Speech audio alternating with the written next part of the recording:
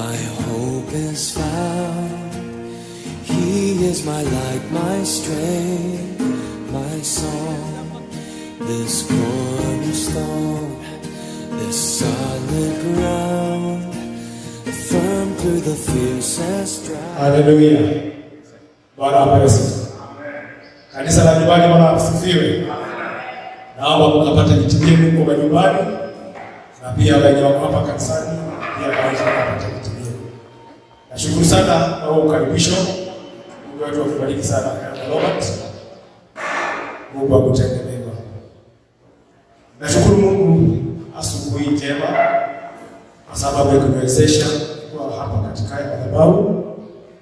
Si kawaida, bali it is a privilege to serve in this altar.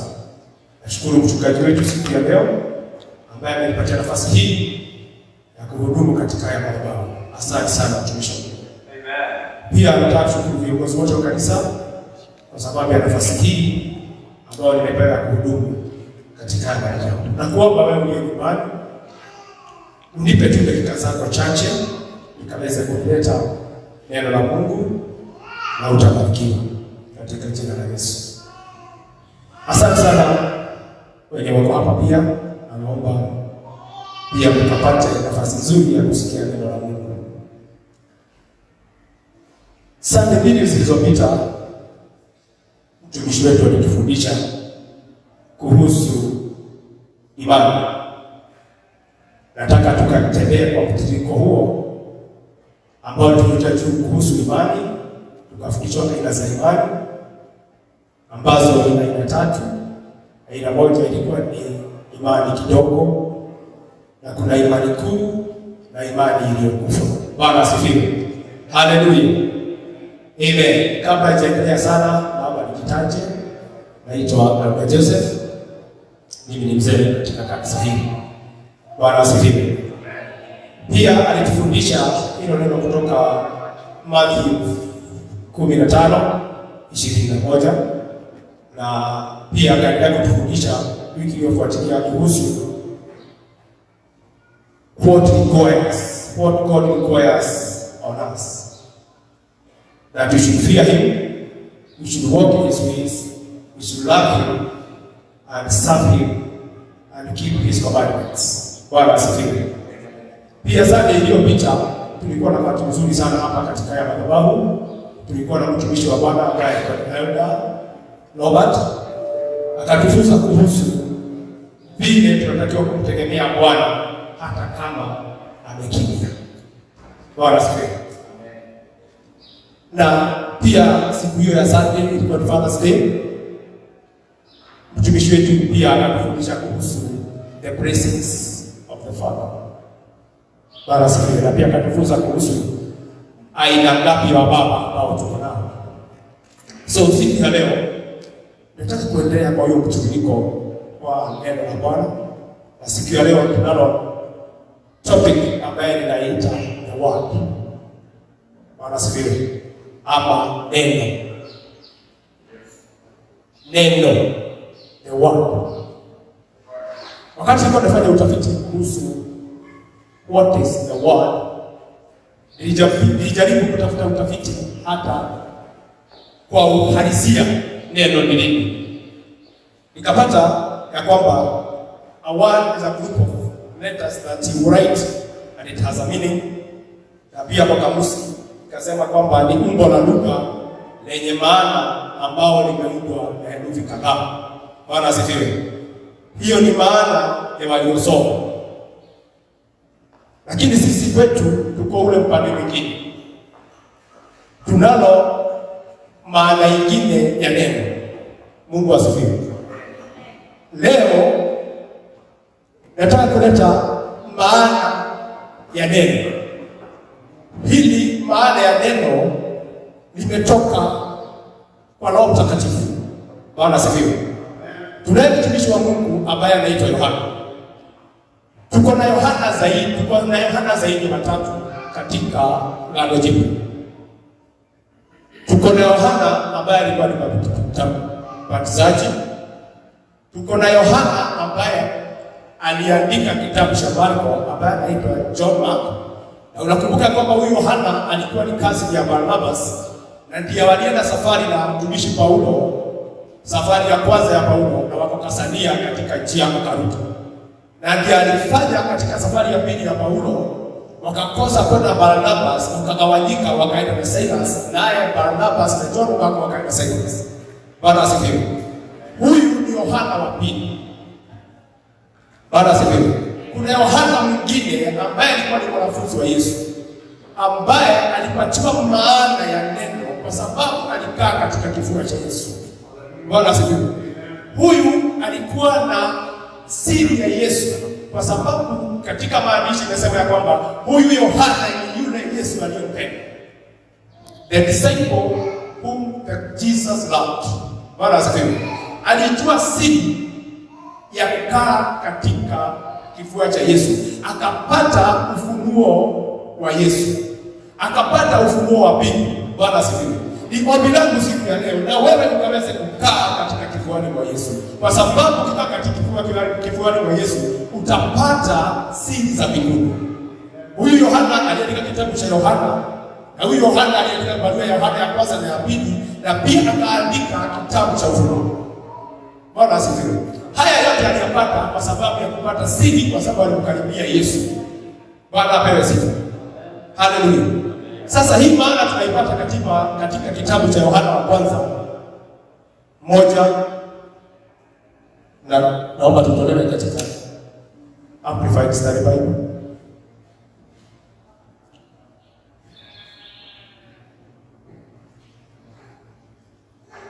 Huyu Yohana pia alikuwa ndiye the son of Zebedee, na ndiye aliweza kupata ufunuo. Naomba tusome katika Yohana wa kwanza 1-3. Amen. Naona mjana wetu anajivuta kiasi. Imeandikwa kwamba in the beginning was the word. In the beginning was the word. Nataka kushika hii neno the beginning. Hapo beginning si wakati kutoka mwanzo, ni wakati mwanzo dunia iliumbwa. Bwana asifiwe. Nataka kukumbuka kwamba Mungu hana mwanzo na hana mwisho. So tukiongea kuhusu beginning ambayo imeandikwa pia katika kitabu cha Genesis 1, ni wakati, ni kutoka wakati dunia iliumbwa. Bwana asifiwe. So in the beginning was the word, and the word was Christ, and the word was with God himself.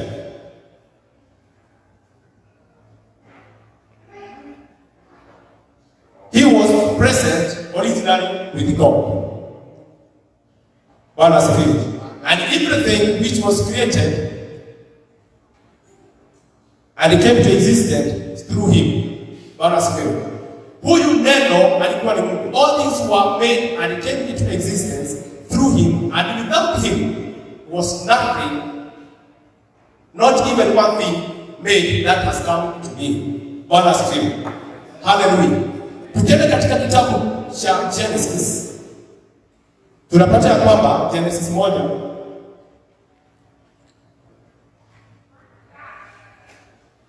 in the beginning God prepared and formed and fashioned and created the heavens and the earth. So Mungu aliumba dunia na kilichomo ndani yake. Na tumeona kwamba katika kitabu cha Genesis, ukisoma katika Genesis 3 inasema Mungu akasema. Hili neno ndilo Mungu alilosema, na hili neno ndio tunasomea juu yake siku ya leo. Hili neno Mungu akasema. Mara mingi sana tunaona katika kitabu cha Genesis ya kwamba Genesis 3 inasema Mungu akasema iwepo nuru. Genesis 6 Mungu akasema iwepo nafasi kati ya maji.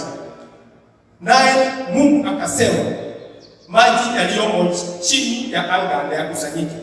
10 Mungu akasema Mungu 20 Mungu akasema kuwepo na viumbe hai. 24 Mungu akasema, na mwisho ndipo Mungu akasema tufanye mtu kwa mfano wake. Bwana asifiwe. Ni maneno ama ni neno lililofanya kazi ya Mungu. Na ndio maana pale 3 inasema hakuna kitu kilichoumbwa bila hili neno. Bwana asifiwe. Hili neno linakuja kutaja juu yake siku ya leo. Bwana apewe sifa. Haleluya. So wakati tunasema hili neno ambalo lilikuwa ni Yesu na hili neno kwa Mungu, tunasoma kuhusu Utatu Mtakatifu, the Trinity of God. Baada ya pesa huyo Yohana pia tunamuona pia katika kitabu cha Ufunuo akilileta tena kuhusu hili neno. Tukisoma katika Ufunuo 1:4, Ufunuo 1:4. Haleluya. Tukisoma katika Ufunuo 1:4 inasema hivi. Soma la Kiswahili. Brother kama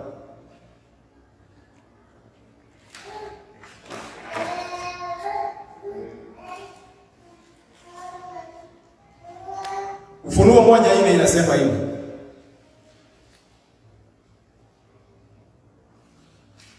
Tatu zote.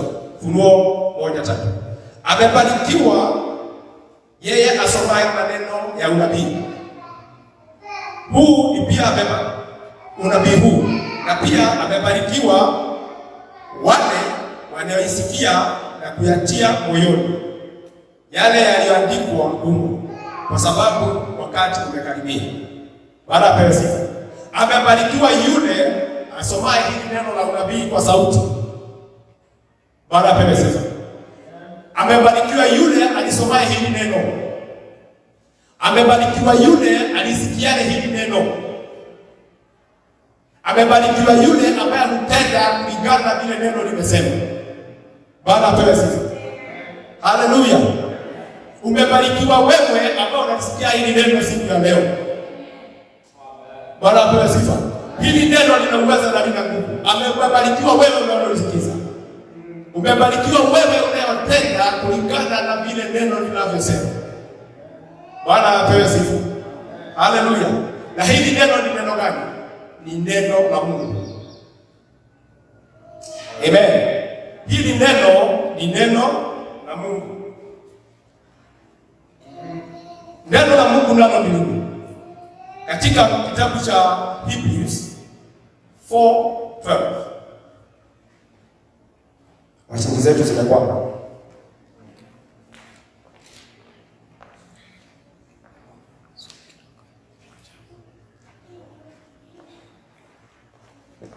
Waibrania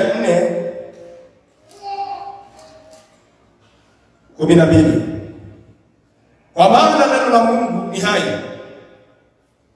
tena lina nguvu, tena lina makali kuliko upanga wote wenye makali kuwili, tena linachoma hata kuzigawanya nafsi na roho, viungo na mafuta yaliyo ndani yake, tena ni jepesi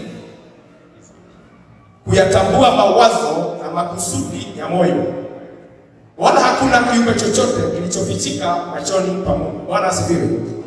Neno la Mungu ni hai, na ndio maana tunaliamini neno la Mungu, kwa sababu neno la Mungu ni hai. Neno la Mungu ni nguvu. The word of God is power. It is strength in our strength. It is effective. It is effective in our lives. It energizes our lives. Bwana basi, ukiwa neno la Mungu una hakika ya kwamba wewe uko na nguvu. Bwana basi sifa. Amen. Ukilisikia neno la Mungu, ukilisoma linakuwezesha kuwa na nguvu. Tena tumeambiwa neno la Mungu liko na makali pande zote mbili, ambazo zinaweza gawanya mawazo. Neno la Mungu pia huchunguza mawazo. Amen. Inachunguza moyo, inachunguza hata roho. Bwana apewe sifa. Amen. It enables and it judges thoughts of and purpose of hearts. That is the attitude. Hallelujah. Amen. Pia katika kitabu cha 2 Timothy. 2 Timothy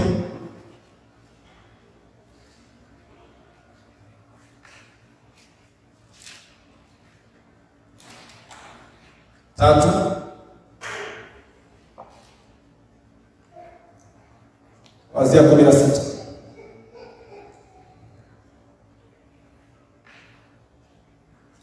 Kila andiko lililohubiriwa na Mungu lafaa kwanza kwa mafundisho, pili kuwaonya watu makosa yao, kuwaongoza na kufundisha katika haki, ili mtu wa Mungu awe kamili. Haya yote ya neno la Mungu linakuwezesha wewe kamili. Ndio maana linakufundisha, linakuonya na pia kukuongoza kamili kwa Mungu awe kamili, ili mtu wa Mungu awe kamili, amekamilishwa apate kutenda kila kazi tena. Neno la Mungu linakuwezesha haya yote ili uweze kutenda kulingana na kanuni za Bwana ama maadili ya Bwana. Bwana asifiwe. So neno la Mungu huonya, neno la Mungu hukuongoza. Bwana asifiwe.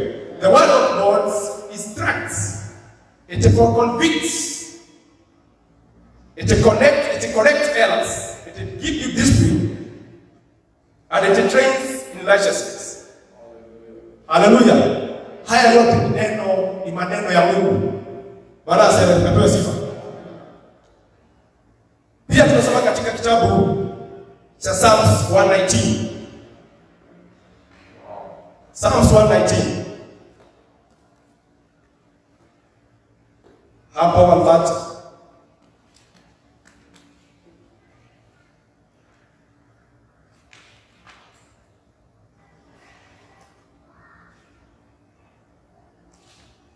Nasemaje? Word of God is right. Bwana asifiwe. Neno la Mungu ni mwangaza. That is, the word of God is understanding. Mwangaza ni kuelewa. Mwangaza ni revelation. So neno la Mungu ikiwa mwangaza wako, utapata ufunuo, utapata mwongozo. That's the meaning of light. Huwezi tembea bila mwangaza. Ukitembea katika giza, utakutana mambo mengine, hata kukuta vitu vitakuangusha. Bwana asifiwe. Lakini ukitembea katika mwangaza, ukitembea katika nuru, utaona kila kitu. Neno la Mungu ni nuru. Bwana asifiwe. Tunasoma tena katika hizo kitabu tu cha 119.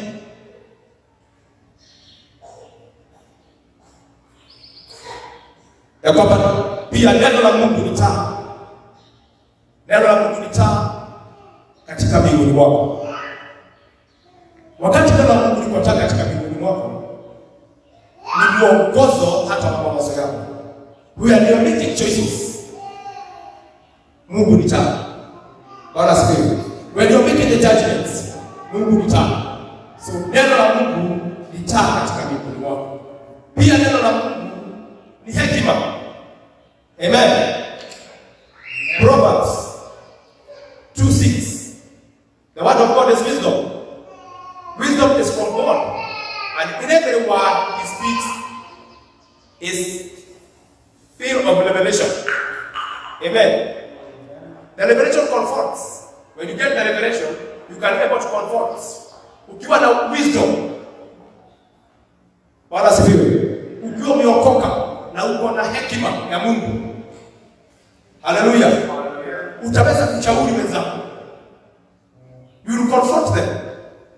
You soothe their souls. Haleluya. Kwa hiyo hekima ya Mungu utaunganisha pamoja, kwa hiyo hekima ya Mungu, kwa sababu hekima inayo kazi nyingi katika maisha yetu. Bwana asifiwe. Pia neno la Mungu it encourages. Amen. Also, the word of God brings morning. Hii ningetaka some katika kitabu cha Wakorintho 10:8 hadi 11.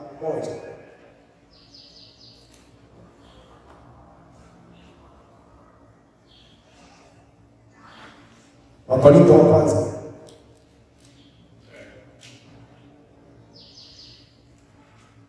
10 kuanzia hapo ndani.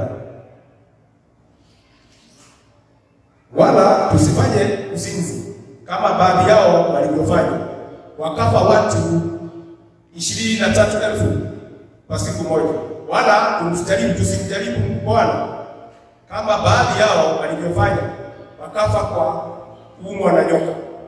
Msinung'unike kama baadhi yao walivyofanya wakaangamizwa na mharabu. Mambo haya yote yaliwapata wao ili yawe mifano kwa wengine, nayo yaliandikwa. Bwana asifiwe. Haya yote yaliandikwa ili yatuonye sisi ambao mwisho wa nyakati umetufikia. Bwana asifiwe. Mambo haya yaliandikwa yote, tusiongee mabaya kuhusu Mungu, tusifanye usherati. Yakaandikwa, yalifanyika wakati wa kale kulingana na vile Paulo alisema, lakini yaliandikwa ili na sisi tuweze kusoma ili tupate kuonywa. Bwana asifiwe. Kwa hivyo neno la Mungu pia ni onyo. Haleluya. Bwana apewe sifa. Kwa hivyo huwezi tofautisha wokovu na neno la Mungu. Neno la Mungu ndilo nguvu. Huwezi sema tu umeokoka na huna neno la Mungu. Utaishi vipi bila neno la Mungu? Lazima uwe na neno la Mungu. Wewe leo unitazama, tilia neno la Mungu. Bwana asifiwe. Neno la Mungu pia lina uwezo wa kutuongoza, wa kutuongeza nguvu. It has an ability to change and strengthen our spirit. Bwana asifiwe. Bila neno la Mungu utatimia. Wakati kama huu ambapo hatukuji kanisani, kama usomi neno la Mungu utadhoofika kiroho. Bwana asifiwe. Neno la Mungu linatutia nguvu kiroho. Lisome neno la Mungu na ukaweza kupata nguvu. Bwana asifiwe. Neno la Mungu pia hutusaidia kucontrol emotions. Amen. Tuko na mambo mengi yanayofanya tunadhabike huku nje. Katika unatembea na barabara umekuta mwingine amekugonga. Unaenda kwingine umekuta mtu amekuiba. The emotions zinaanza kuinuka. Lakini nakumbuka niko na neno la Mungu. Hatuwezi kupigana na Mungu. Siwezi kutukana. Hata ukitukana unakumbuka niko na neno la Mungu ndani yangu. It controls our emotions. Bwana asifiwe. Hallelujah. Also, the word of God, it changes even our physical lives. Hallelujah. Mtu ameokoka atakiwa bado naona huyu mtu akona kitu ndani yake. Mavazi yake yanakueleza. Nywele zake zinakueleza bila amekaa. Kama haya mtu wa Mungu. Bwana asifiwe. Haleluya. Kuna mambo mengine bado yakifanyika kanisani kwa sababu tunajua mtu wa Mungu anatakiwa kukaa hivi. Yes. Wakati nilikuwa sijaokoka nilikuwa na baba kofia nyingine na kama hizi azazima sana kwa mambo. Lakini wakati niliokoka nasikia vizuri. Kwa sababu neno la Bwana linafanya kazi ndani yangu. Neno la Bwana linafanya nikaa hivi nilivyo. Bwana asifiwe. Neno la Bwana lina nguvu. Ongozwa na neno la Bwana. Bwana asifiwe. Pia neno la Bwana linakusaidia kuomba. Haleluya. Neno la Bwana linakusaidia kuomba. Amen. I think pastor anaweza piga kuri kwa hii. Kama usomi neno la Mungu na unaomba, sitaki kuambia ni kazi bure, lakini kuna shida. Kuna shida. Kama usomi neno na unaomba, maombi tupu haifanyi kazi bila neno. Kwa sababu gani? We communicate to God through prayers. Maana basi naye Mungu anakujibu kwa neno.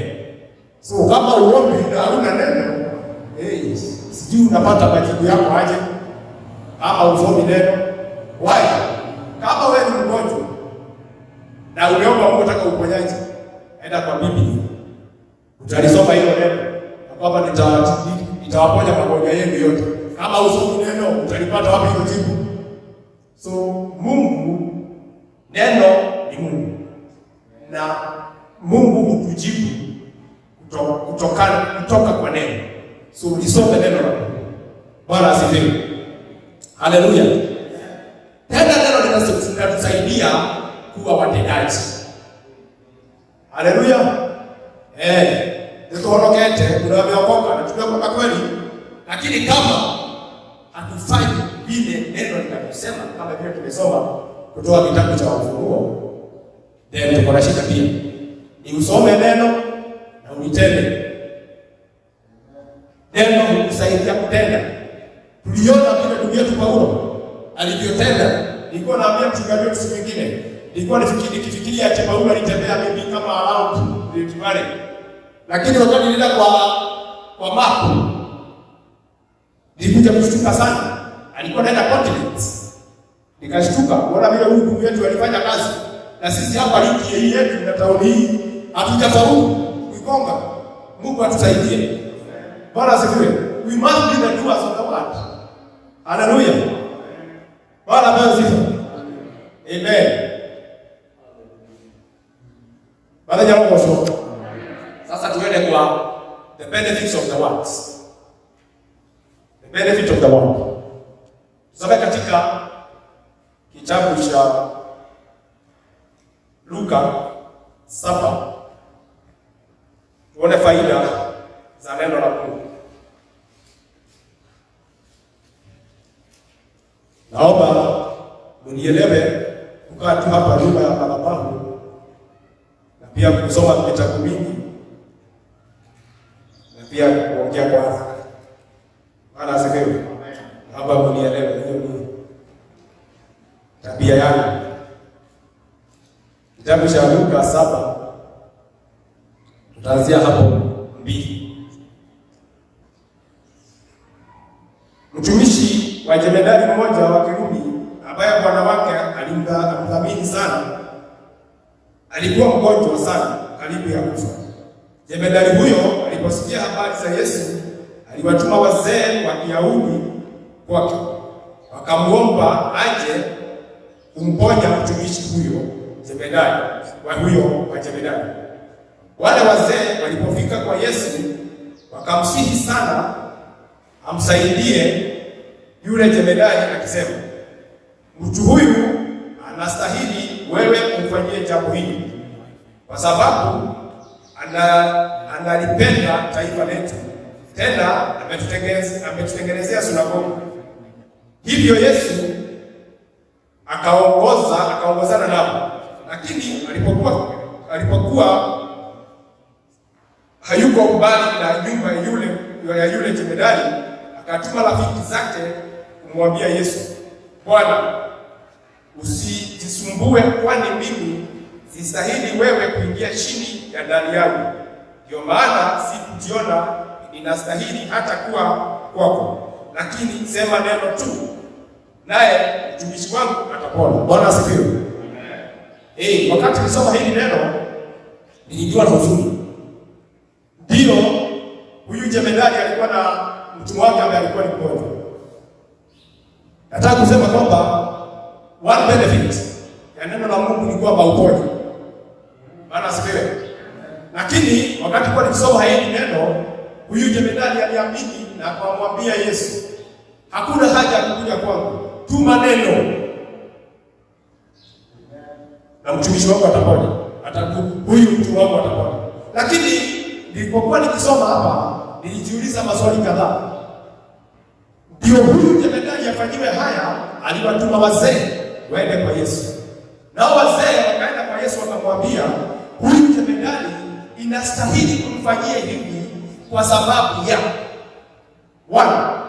analipenda nchi yetu.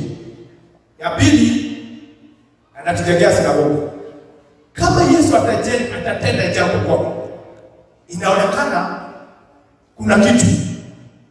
Huyu alitendewa kwa sababu alipenda nchi ya Wayahudi. Ya pili, alipenda sinagogi. Nikajiuliza, na mimi ndio nikaweza kutendewa na Yesu? Nimefanya nini niwe na kitu cha kutetewa?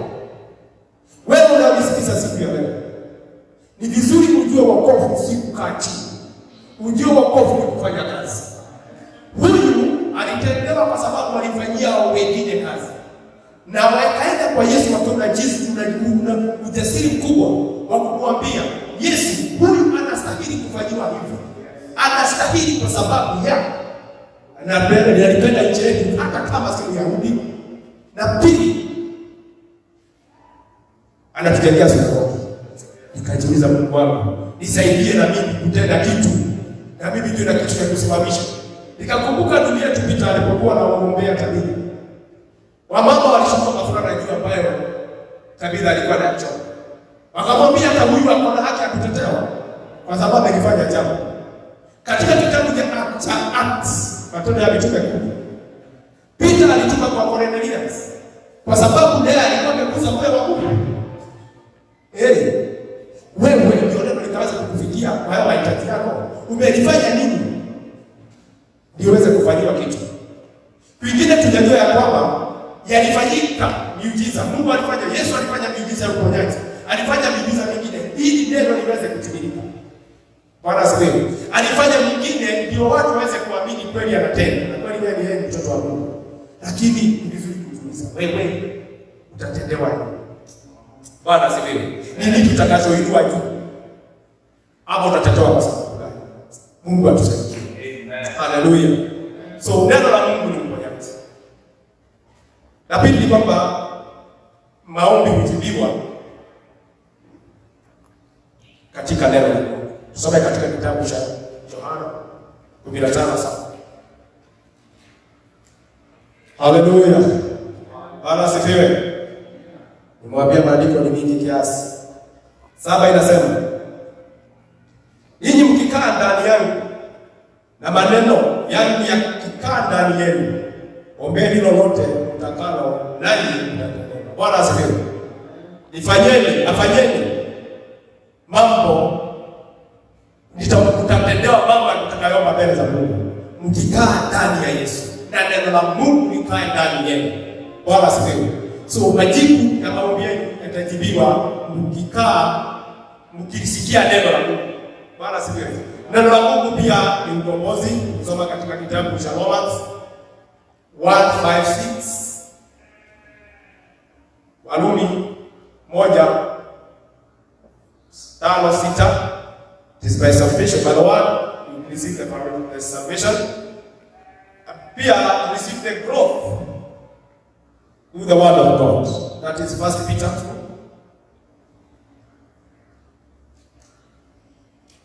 Petro wa kwanza 2:2 nasema, kama watoto wachanga waliozaliwa sasa yatamani maziwa ya kiroho yasiyokoshiwa, ili kuwa hayo mpate kukulia wokovu. Bwana asifiwe. Ikiwa kweli mmeonja kwamba Bwana ni mwema. So the word of God is growth. Hallelujah. Amen. Bwana asifiwe. Amen. Amen. Endelea. Bwana asifiwe. Neno la Mungu tumesikia kwamba unakuwa unapolisikia neno la Bwana. Also, the word of God is the source of happiness. Wakati watumishi wa Bwana walipoanza kulihubiri neno la Mungu katika Acts, tuliona wengi walipokuwa wakiokoka walipata furaha.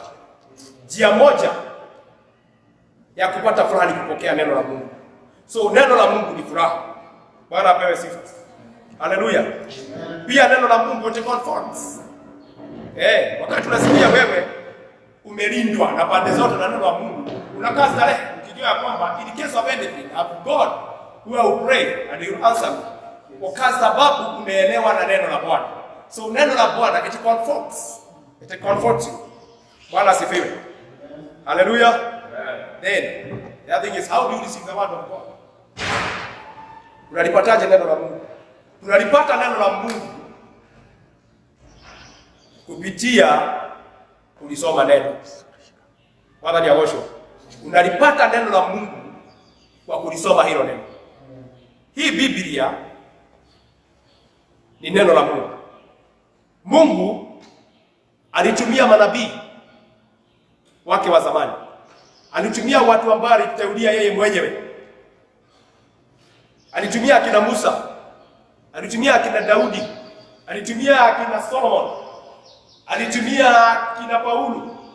Wao wote walitumiwa kwa Roho Mtakatifu kaliandika hili neno katika Biblia. Bwana asifiwe. The word of God is God's breath.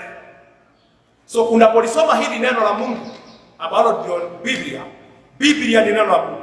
So unapolisoma neno la Mungu, utapata jawabu zako kwa hili neno. Maana kwa sifa. So utamakinika ukisoma Biblia kwa sababu Biblia ni neno la Mungu. Ya pili, utalipata neno la Mungu wakati unaposikia likihubiriwa ama likinenwa. Kama saa hii ninapoongea hili neno la Mungu katika haya madhabahu, unamakinika kwa sababu unalisikiliza. So umebarikiwa wewe ambao unanisikiliza siku ya leo. Bwana asifiwe. Kwa sababu hii ni njia moja pia ya kupata neno la Mungu. Bwana asifiwe. Wakati mhubiri wetu akawa katika haya madhabahu, wakati anapotunenea neno la Mungu, ameteuliwa na Mungu ili aweze kutumisha neno la Mungu katika haya madhabahu. Wakati kama huu watu wako manyumbani, wengine unadibia kiroho kwa sababu mtumishi wetu hasimami kwa haya madhabahu akalinena wakiwa hapa katika kanisa. Tunaomba Mungu atufungulie kwa kanisa. Kwa sababu wengine wanapata njaa na kiu ya neno la Mungu kwa sababu hawapati kufundishika. Bwana apewe sifa. Haleluya. Amen. Lingine jambo la tatu la kulipata neno la Mungu ni wakati nyinyi mko katika fellowship. When you are in the fellowship. Wakati kwa huko kwa maushirika ama wakati kwa ungana na mmoja na mwingine na hili neno mnaliongea, unapata nguvu ya hili neno. Liongea neno la Mungu mara mingi naye pia utamakilika kwa neno la Mungu. Bwana apewe sifa. Haleluya. Katika kitabu cha John 7 Yohana 7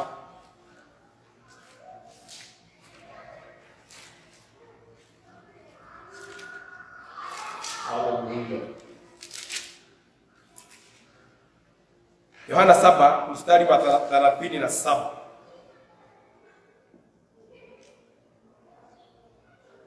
Nasema hivi.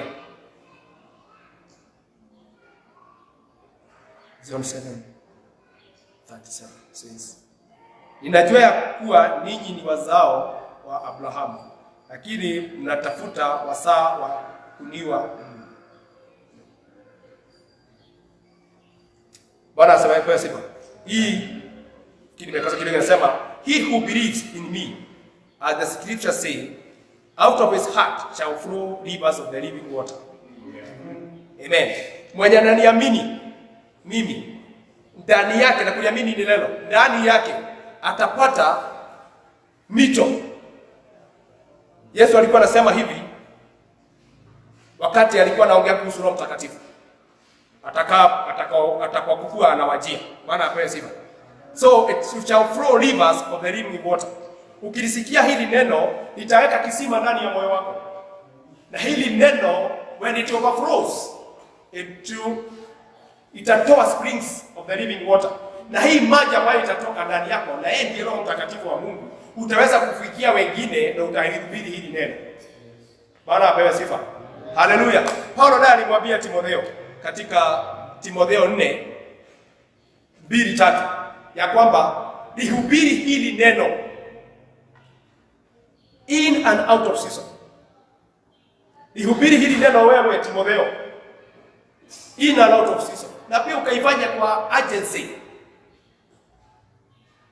ili uweze to convince and rebuke and exhort God's people.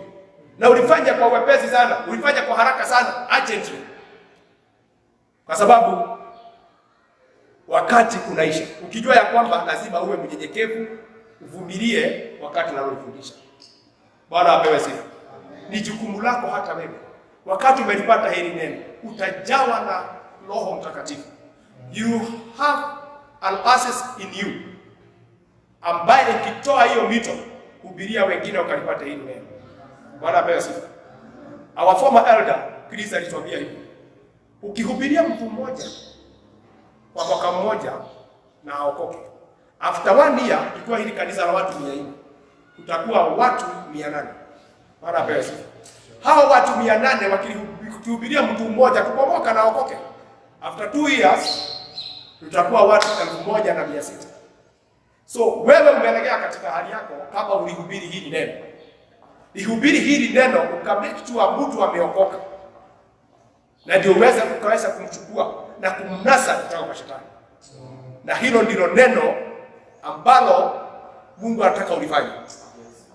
Hubiri hili neno ili mataifa yakafikiri. Hawa watu wa Mungu ambao walikuwa hapo zamani, tunawaenzi wale. Tuliona kama wangefanya kazi wakati huo na walifanya wakiwa wanapigwa na mawe na wakiuawa, hili neno hatingefikia wakati huu. Tumefikiwa na hili neno wakati huu kwa sababu walifanya kazi. Je, na sisi kwa uzao wetu tutafikishia nini? Let us preach the word of God. Word say neno litujae. Likitujae to overflow, then we shall reach to other people. God bless you. Mungu awabariki sana watende mema. Asante kwa sababu kunisikiliza. Asante kwa hiyo nafasi ambayo mmenipa ya kunisikiliza. Mungu wetu awabariki na matendo mema. Katika jina la Yesu Kristo. Mungu awabariki. Wakati huu ningeomba tukatoe zaka zetu. Wewe uliye nyumbani uko na nafasi ya kutoa dhabihu zako. Uko na nafasi ya kutoa fungu lako la 10. Una nafasi nzuri ya kutoa sadaka zako.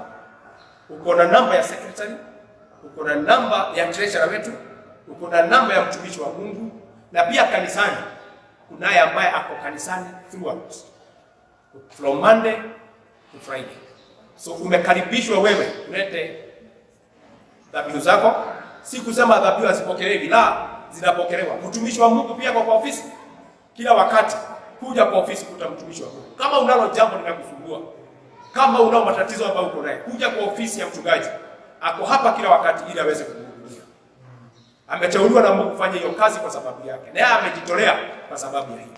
So ninakuomba mahali popote ulipo, hata hapa kanisani wenye uko hapa, inueni sadaka zenu juu tukaweze kuzibariki. Baba, katika jina la Yesu Kristo, tunakuamini kwa sababu wewe ni Bwana. Asante kutupatia nafasi hii ya kusikia neno lako. Tunakuinua mfalme wa wafalme. Tuko nazo zaka zetu katika mikono yetu. Tunaomba ukazibariki Bwana. Walio manyumbani Bwana, tunaomba ukabariki Bwana matoleo yao katika jina la Yesu. Pia tunaomba kwa jina la Yesu Kristo, walio na fungu la 10 na walio na shukrani, ukazibariki mfalme wa wafalme. Ukawainue kwa sababu wewe ni Bwana. Pia ukabariki biashara zao, ukabariki maisha yao katika jina la Yesu Kristo, ukabariki familia zao. Na pia tunakuomba mfalme wa wafalme, kwa sababu ya dhabihu ambazo wamezitoa, wakapata afya ya kiroho na ya kimwili katika jina la Yesu. Uinuliwe mfalme, na tunaomba katika jina la Yesu tunaamini. Amen. Barikiwe nyote, Mungu awabariki.